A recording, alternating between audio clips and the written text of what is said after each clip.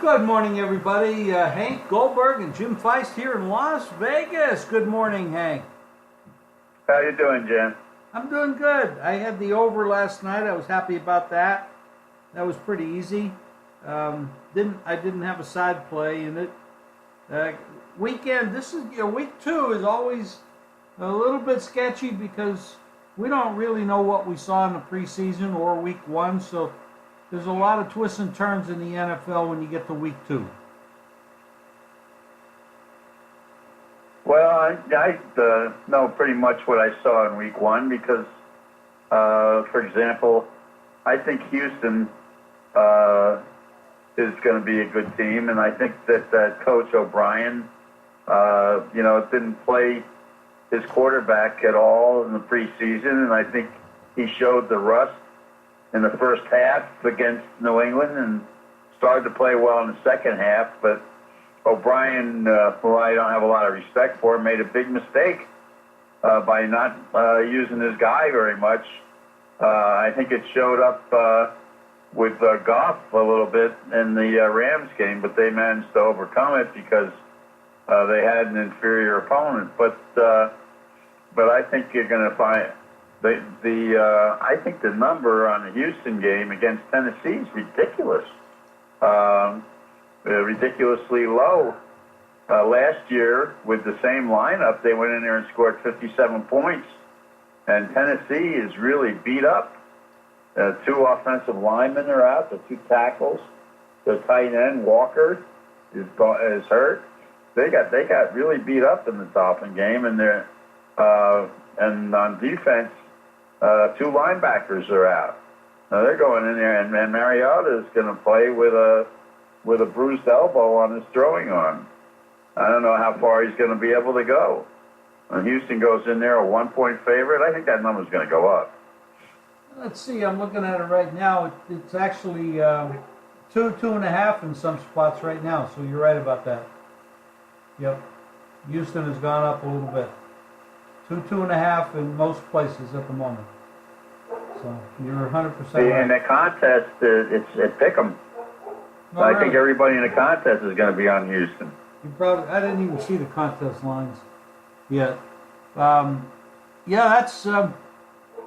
That'll be interesting. We got another interesting game in Washington, Indianapolis at Washington. Indianapolis luck came back, looked pretty good. Alex Smith looked his usual self, and he's always consistent. He wins a lot of games. He's not flashy, but he put up some good points last week in Arizona, but Arizona's pretty weak. Well, Indianapolis lost to Cincinnati. Maybe that wasn't such a bad loss. They were in the game until the end, and Cincinnati might be better than people thought. You're right. That's true. Good point.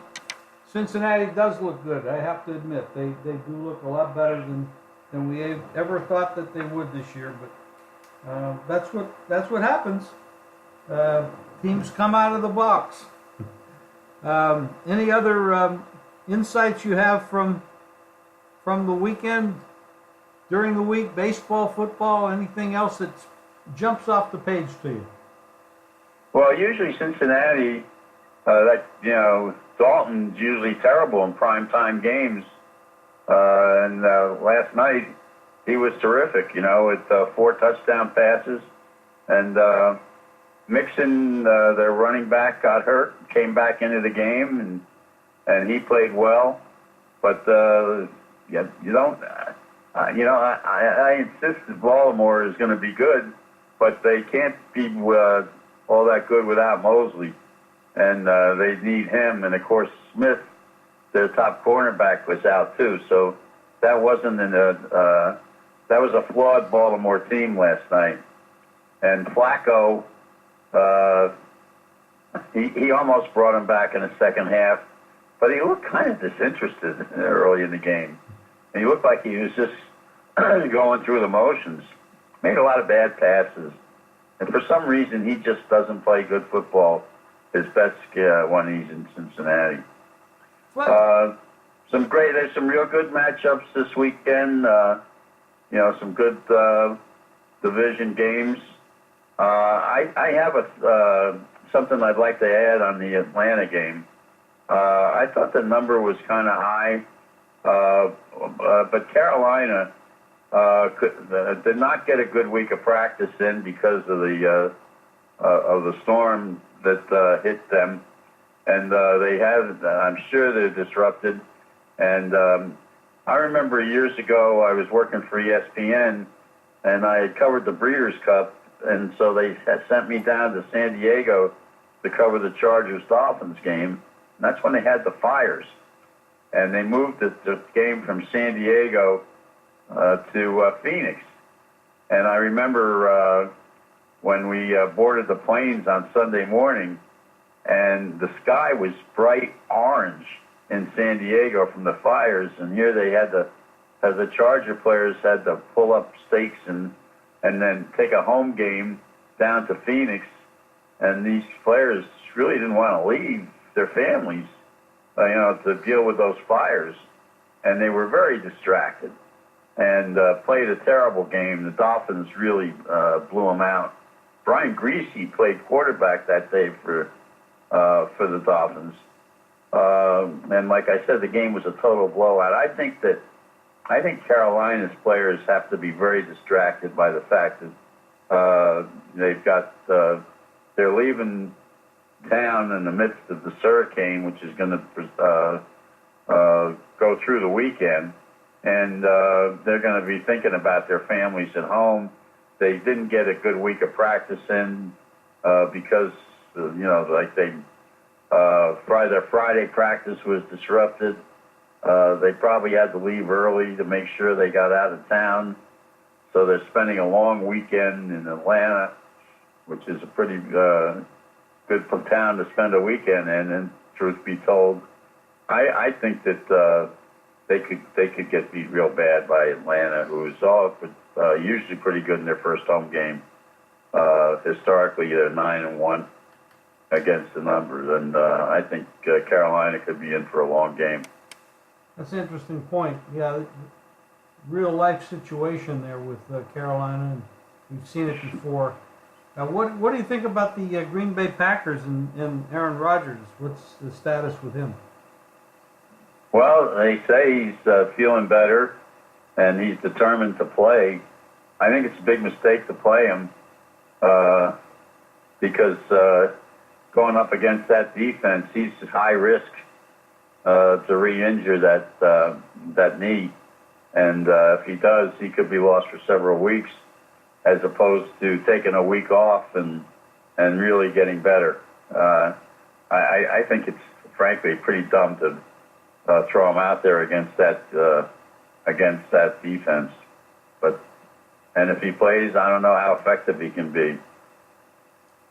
Yeah, they got very fortunate going up against Chicago, who pulled in the reins last week. But and you got a team out there on the West Coast this week. Detroit traveling to San Francisco. Detroit. Matt Patricia is under fire already after one game. You think? Remember what I told you about Matt Patricia and how the players are not happy with him? Oh yeah. Dan Patrick used that on his radio show yesterday. Didn't give me any credit for the story, but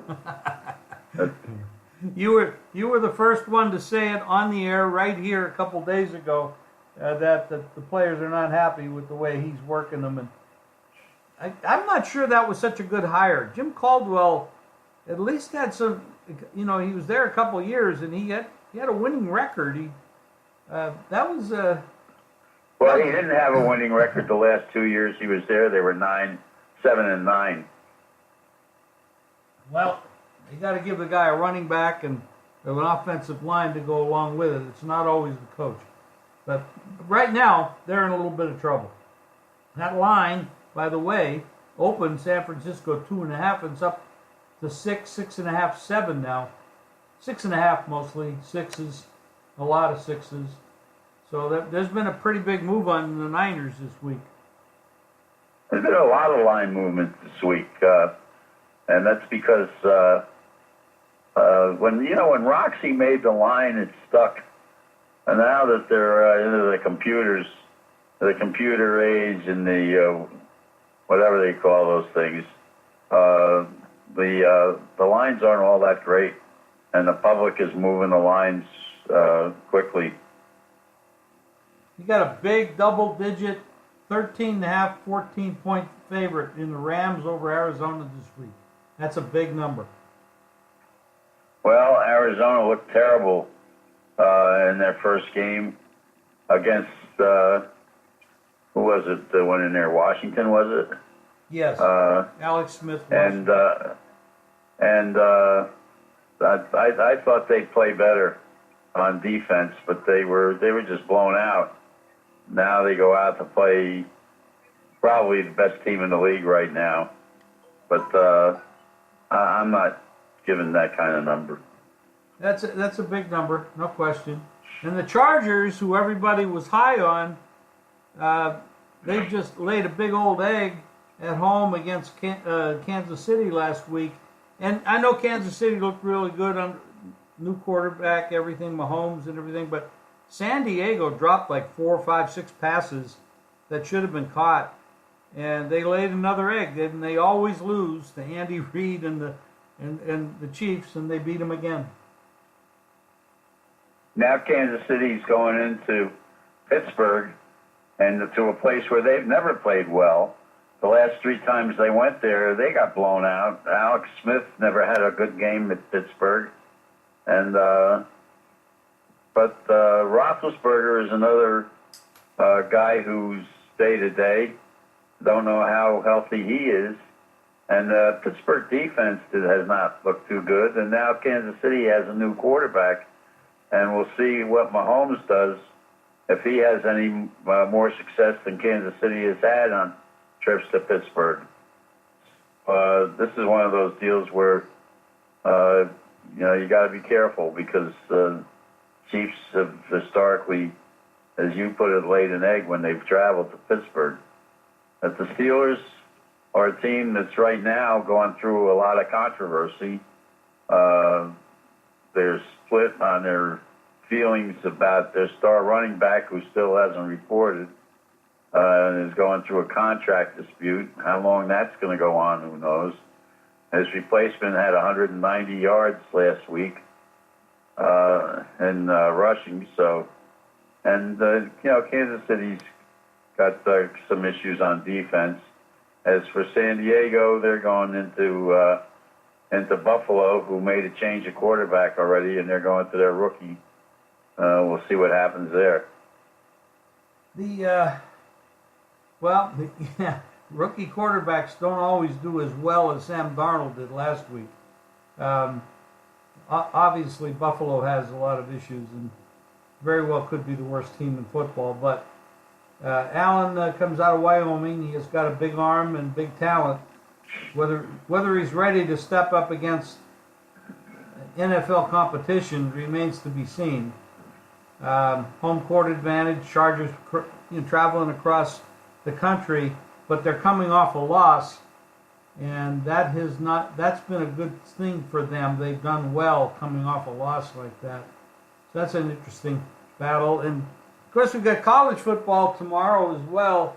Hank, anything stepping out this week in the colleges that you want to talk about?